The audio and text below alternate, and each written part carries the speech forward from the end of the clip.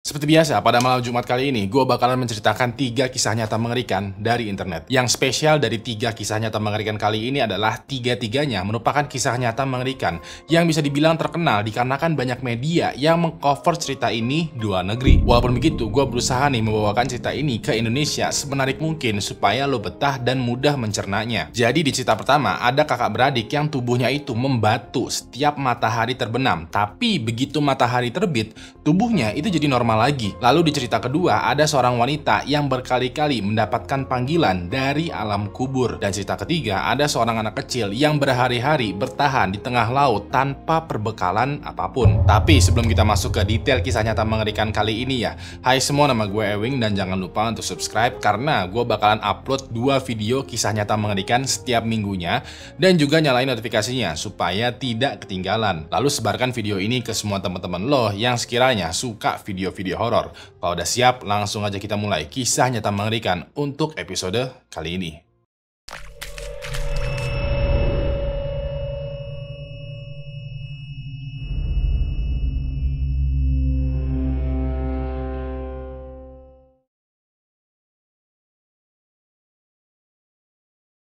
Pada tanggal 1 Mei tahun 2016, ada 2 anak laki-laki bersaudara yang bernama Abdul Rashid berusia 9 tahun dan Soaib Ahmed berusia 13 tahun tinggal di Pakistan. Mereka berasal dari keluarga sederhana yang tinggal di pinggiran ibu kota Pakistan yaitu Quetta. Pada hari itu, seperti kebanyakan bocah laki-laki lainnya, mereka berdua lagi asik bermain bola tuh sore-sore bareng teman-temannya di lingkungan dekat rumah mereka. Tapi pas matahari mau tenggelam, Abdul dan Soaib ini kayak sadar akan sesuatu dan tanpa bak bibu mereka langsung lari sekuat tenaga menuju rumahnya. Mereka berdua fokus lari sekenceng-kencengnya dan sekiranya kalau ada orang yang melihat, orang-orang ini pasti berpikir mereka tuh berlari seperti nyawa taruhannya. Begitu sinar matahari mulai menghilang, tiba-tiba aja tubuh Abdul ini membeku, kaku alias nge-freeze bagaikan seperti batu. Dia yang tadinya lagi lari langsung terjatuh tersungkur di tanah gak jauh dari rumahnya. Sementara itu kakaknya Soaib yang lebih besar bukannya menolong Abdul, tapi dia malah terus aja lari semakin kenceng dengan pandangan yang tetap lurus menuju ke rumahnya, meninggalkan adiknya yang mendadak terbujur kaku. Begitu sampai rumah, dia dobrak pintu rumah, masuk ke kamarnya, dan gak lama kemudian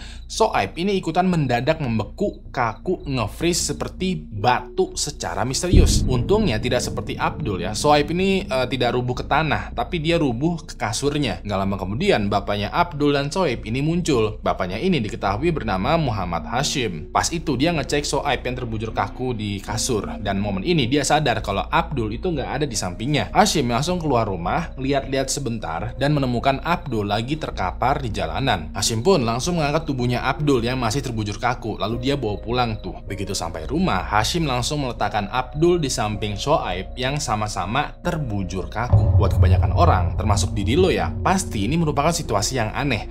Kok bisa ada orang yang mendadak kaku dan membatu seperti maling kundang?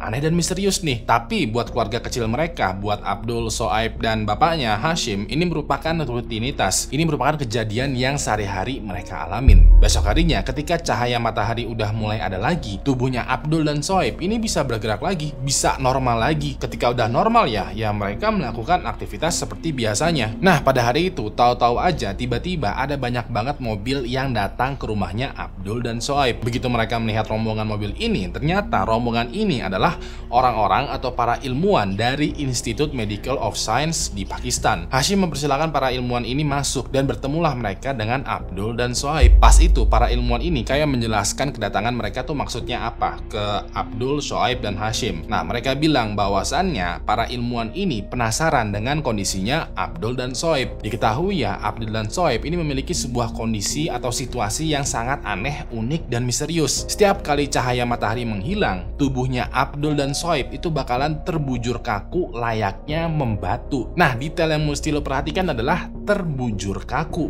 Abdul dan Soaib ketika terbujur kaku, mereka berdua tidak meninggal. Mereka berdua masih hidup, cuman mereka sama sekali tidak bisa menggerakkan tubuhnya. Yang mereka bisa gerakan itu cuman mata doang. Mereka masih bisa bernafas, mereka masih hidup, mereka masih bisa berbicara, tapi kaki, tangan, dan badannya semua menjadi kaku.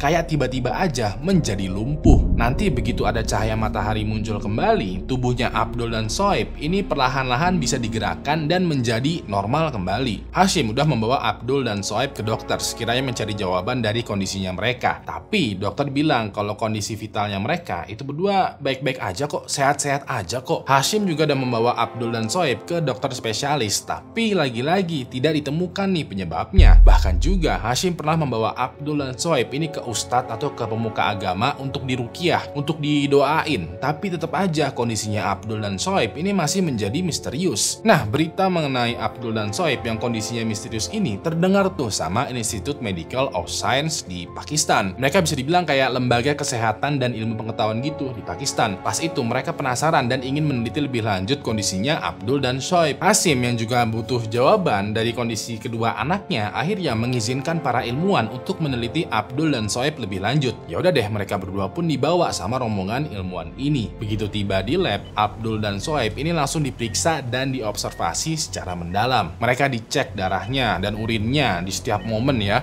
di ronsen, di CT scan, di biopsi, pokoknya bener-bener diperiksa luar dalam. Saking intensnya pemeriksaan, Abdul dan Shoaib itu kayak tinggal di lab ini selama 4 bulan. Semuanya ini dilakukan demi mendapatkan jawaban kenapa mereka mendadak membeku ketika cahaya matahari itu menghilang. Dari banyaknya ilmuwan yang memeriksa mereka berdua, ada nih satu ilmuwan senior yang bernama Dr. Javid Akram. Pas itu Dr. Javid kayak skeptis, kayak kepo banget dengan Abdul dan Shoaib. Ilmuwan-ilmuwan yang lain udah pada kayak nyerah gitu dan bingung. Bahkan udah ada yang berpendapat kalau apa yang dialamin mereka itu adalah pengaruh gaib. Di satu sisi lain, Dr. Javid tidak berpikiran begitu. Dia masih kepo dan terus melakukan penelitian demi mencari jawaban ilmiah. Pas itu ya Dr. Javid kayak punya hipotesis bahwa apa yang dialami Abdul dan Shoaib merupakan kelainan genetik, DNA, mutasi, atau bahkan juga keturunan. Dr. Javid pun memeriksa tuh silsilah keluarganya Abdul dan Shoaib.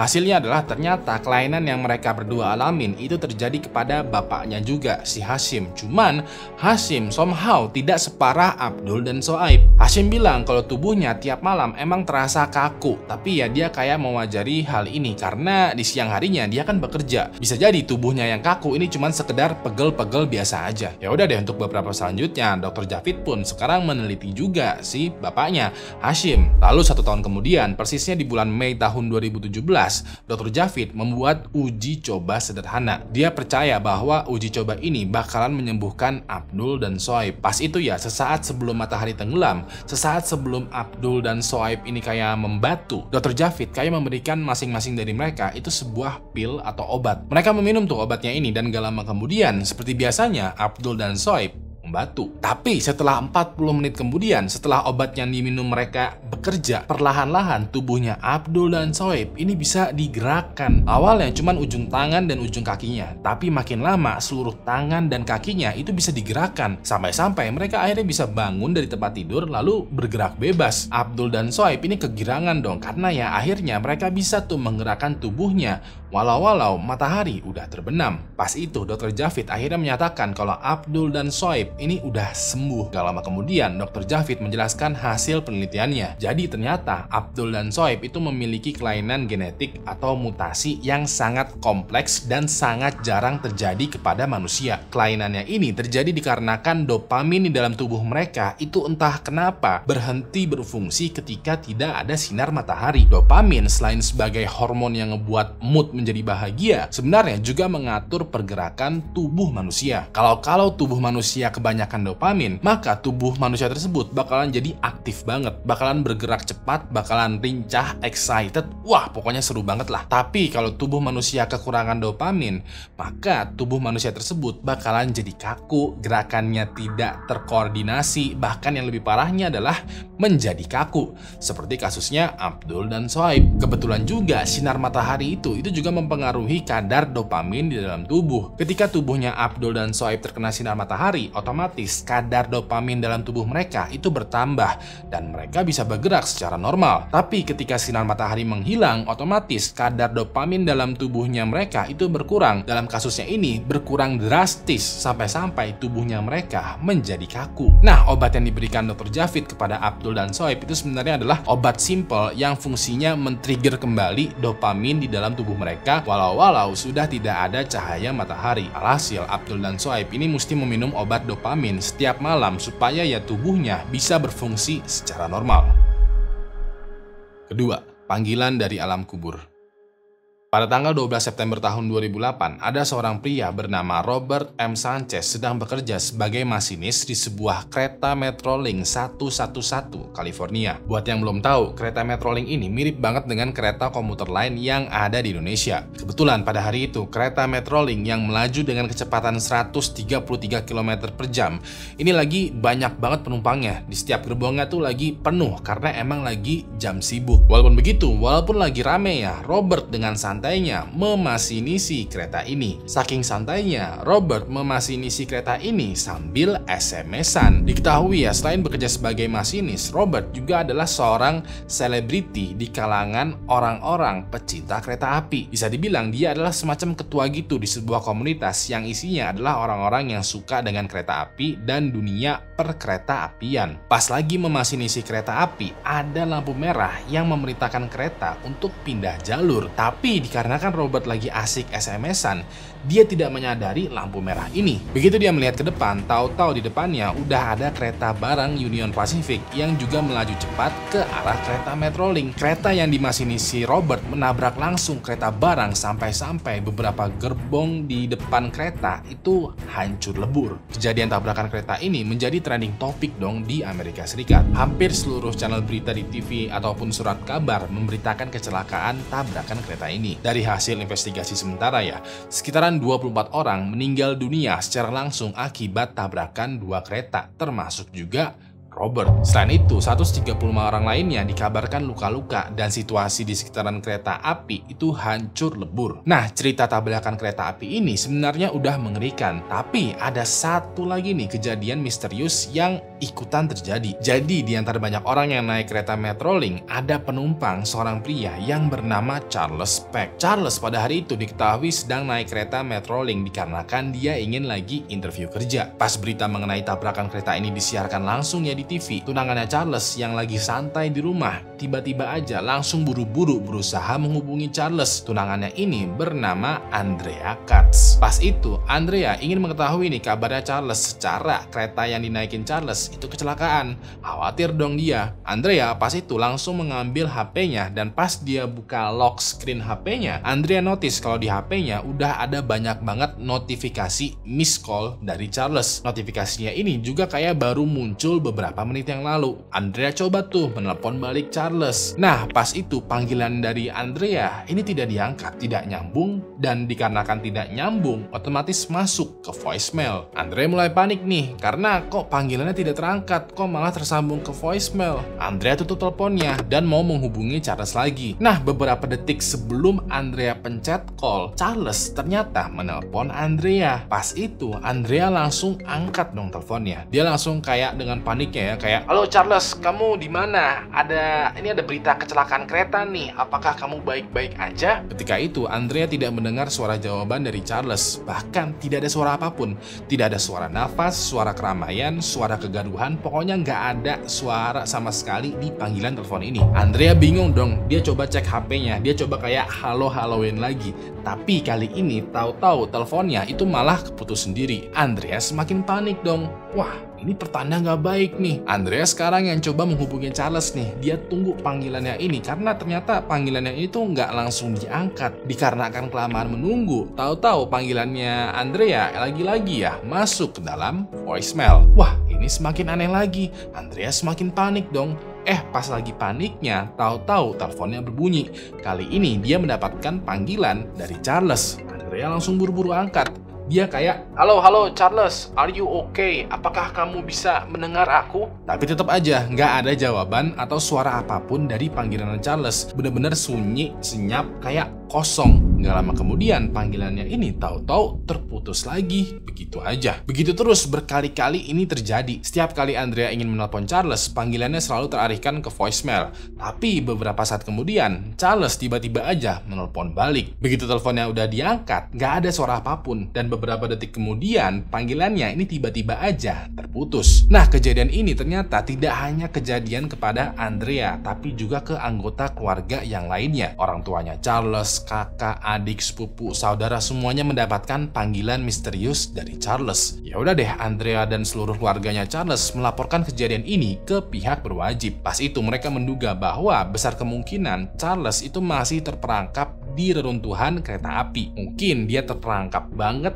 terjebak, stuck, nyangkut gitu sampai-sampai dia bisa menelepon tapi dia nggak bisa ngomong. Bisa jadi Charles menelepon Andrea dan seluruh keluarganya karena ya dia ingin meminta pertolongan untuk diselamatkan. Menerima laporan ini, pihak berwajib langsung dengan berbagai cara tuh ya mencari keberadaan Charles. Pas itu pihak berwajib kayak melacak panggilannya Charles untuk mengetahui posisinya Charles tuh keberadaannya persisnya tuh lagi ada di mana. Ternyata bener dong, hasilnya adalah Charles lokasinya itu masih ada di dalam reruntuhan tabrakan kereta. Ini sebuah harapan nih buat Andrea dan keluarganya Charles. Nah, setelah 12 jam melakukan pencarian dan misi penyelamatan, Charles akhirnya ditemukan. Sayangnya, begitu ditemukan, kondisinya Charles ini udah meninggal dunia. Nah, di sini nih yang aneh nih. Jadi pada saat ditemukan, Charles ditemukan dengan kondisi tubuhnya itu udah remuk, hancur akibat kecelakaan tabrakan kereta api. Ternyata ya, Charles ini naik ke gerbong yang ada di area depan yang persis kena tabrakan. Mengingat kondisi dan posisinya Charles, besar kemungkinan Charles meninggal dunia di detik saat dua kereta itu sedang bertabrakan. Pas tabrakan, somehow jenazahnya Charles kayak terkoyak-koyak, kayak terkubur dalam banget di reruntuhan kereta api. Andrea dan keluarganya Charles yang mengetahui kabar ini merasa bingung, aneh, dan nggak percaya. Kayak,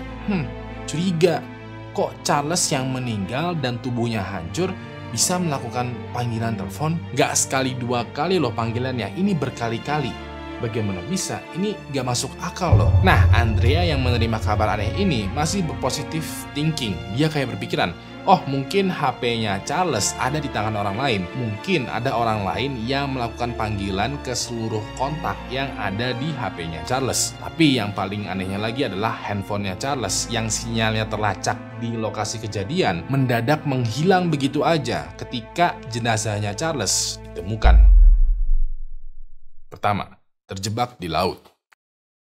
Pada tanggal 8 November tahun 1961, ada seorang dokter mata bernama Arthur Duperrault yang berasal dari Wisconsin, Amerika Serikat. Pada hari itu, Arthur mengajak seluruh anggota keluarganya untuk liburan. Persisnya, waktu itu dia mengajak istrinya yang bernama Jen dan ketiga anaknya yang bernama Brian, Terry Jo, dan Rene. Untuk liburan kali ini, mereka semua memutuskan untuk berlayar menggunakan perahu yacht yang bernama Bluebell. Mereka bakalan berlayar dari salah satu pelabuhan yang ada di Florida, Amerika Serikat, lalu menuju ke Pulau Bahama. Selain seluruh anggota keluarganya, Arthur juga mengajak sahabatnya yang bernama Julian Harvey beserta dengan istrinya yang bernama Mary. Pas itu, Arthur meminta Julian untuk menjadi kapten kapal atau nahkoda yang mengendalikan perahu yacht Bluebell ini. Nah, selama 4 hari berlayar, liburan mereka semua itu berjalan lancar dan menyenangkan. Namun, di hari selanjutnya, liburan ini berubah menjadi tragedi yang mengerikan. Pada tanggal 13 November tahun 1961, kapal tanker yang bernama Gulf Lion itu melihat ada sebuah kapal kecil sedang mengambang di tengah laut. Salah satu kru kapal melihat tuh ke arah kapal kecil ini menggunakan teropongnya. Pas itu dia melihat di atas kapal ada seorang pria lagi melambaikan tangannya,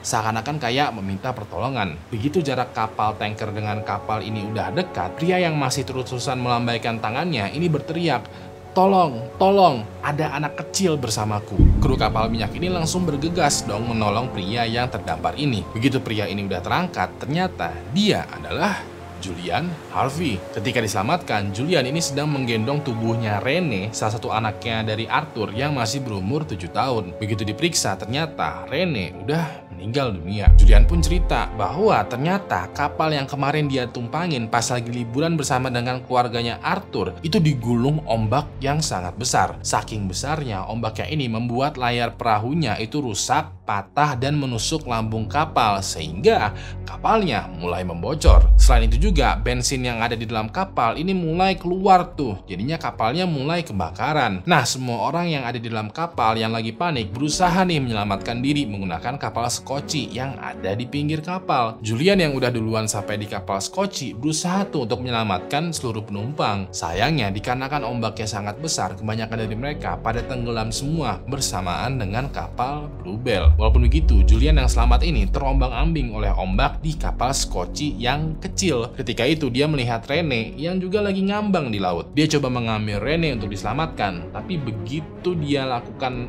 nafas buatan, ternyata Rene ini sebenarnya udah meninggal. Ya udah deh, untuk berhari-hari selanjutnya, Julian dan jenazahnya Rene ini dibawa laut pergi mengikuti ombak tanpa tahu arah. Sampai akhirnya mereka berdua ditemukan tuh sama kapal tanker ini. Mendengar ceritanya ini, Julian pun dibawa dan diselamatkan tuh oleh kapal tanker. Julian pun akhirnya sampai ke daratan dan diamankan. Begitu sampai di pelabuhan, Julian dimintai keterangan nih oleh pihak berwajib dan dia menceritakan kembali tuh kejadiannya. Dikarenakan dia doang yang selamat dan tidak ada keraguan dari ceritanya, Julian diperbolehkan kembali ke Miami sampai suatu keajaiban muncul dan mengubah seluruh alur kehidupannya. Pada tanggal 16 November tahun 1961, sekitaran 3 hari setelah Julian diselamatkan, muncul lagi sebuah berita dari orang-orang yang bekerja di pelabuhan. Beritanya ini diketahui adalah kalau salah satu anaknya Arthur yang bernama Terry yang masih berusia 11 tahun baru aja berhasil diselamatkan. Waktu itu ada kapal barang milik Yunani yang melihat Terry itu terombang-ambing di laut sendirian. Kru kapal barang ini langsung dong bergegas menyelamatkan Terry. Begitu Terry udah sampai di daratan, kondisinya ini emang masih hidup tapi naas banget. Seluruh kulitnya terbakar karena terkena sinar matahari terlalu lama,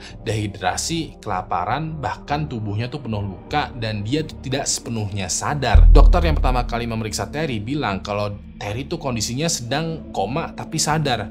Kayak bisa dibilang kayak orang sekarat tapi masih bisa duduk dan jalan, bangun. Pokoknya wah bener-bener naas dan wah aneh lah, bener-bener wah nggak jelas lah. Hal ini bisa terjadi karena Terry itu udah terdampar di tengah laut selama 4 hari tanpa ada perbekalan apapun. Terry langsung dilarikan ke rumah sakit untuk recovery. Nah, kabar mengenai Terry ini akhirnya sampai ke kupingnya Julian. Pas itu media meminta pendapatnya Julian nih mengenai Terry. Secara mereka kan pernah satu kapal bareng, bahkan mereka berdua selamat nih ya dari tengah laut. Pas Julian ditanyain, gelagat Julian ini kayak rada aneh. Waktu itu dia cuma bilang, oh syukurlah. Lalu meminta izin permisi ya untuk pergi, kayak malah menghindari media. Lalu besok harinya pada tanggal 17 November tahun 1961, room service di hotel tempat di mana Julian ini menginap itu membuka tuh kamar Julian. Begitu dibuka, room service ini melihat kalau Julian ternyata telah meninggal dunia. Investigasi pun dilakukan dan ternyata polisi menemukan kalau Julian itu telah mengakhiri hidupnya sendiri. Nah, hal ini menarik perhatian polisi karena ada apa nih? Kok tiba-tiba Julian meninggal ketika Terry diselamatkan? Kayak ada udang nih di balik batu. Investigasi pun dilakukan kembali dan inilah yang terjadi. Pada tanggal 12 November tahun 1961, mundur lagi ke belakang, persis pada hari keempat keluarganya Arthur liburan, Terry pada malam itu lagi tertidur nyenyak di salah satu kamar yang ada di dalam kapal. Pas lagi tidur begini, tiba-tiba aja dia mendengar suara yang keras banget sampai-sampai Terry ini terbangun dalam kondisi yang kaget. Ketika dia udah terbangun, dia mendengar lagi tuh suara gedebak-gedebuk dan suara kakaknya Brian dari lantai atas itu kayak berteriak. Terry yang ketakutan ini langsung bangun dan jalan menuju ke sumber suara. Begitu sampai di ruang keluarga yang ada di dalam kapal, Terry melihat kalau seluruh anggota keluarganya itu udah meninggal dunia. Waktu itu dia melihat ayah, ibu, si Brian, dan istrinya Julian itu meninggal dengan luka yang mirip dengan luka tembakan. Terry yang nggak tahu apa-apa, yang masih bingung panik ini, dia melihat tuh ke arah dek kapal. Di sana dia melihat Julian sedang mau melompat ke kapal skoci. Pas itu Terry manggil dong ke Julian, mau nanya kayak apa yang sebenarnya terjadi. Julian yang dipanggil langsung nengok dan pas dia nengok, dia ternyata lagi megang senjata senapan. Di momen ini Terry langsung ngeh bahwa seluruh penumpang kapal, seluruh anggota keluarganya meninggal dunia akibat ditembak mati oleh Julian. Julian yang nengok sambil juga megang senapan, membidik tuh senapannya ke Terry. Pas itu Terry pasrah aja karena dia menduga kalau sebentar lagi dia bakalan mati ditembak oleh Julian.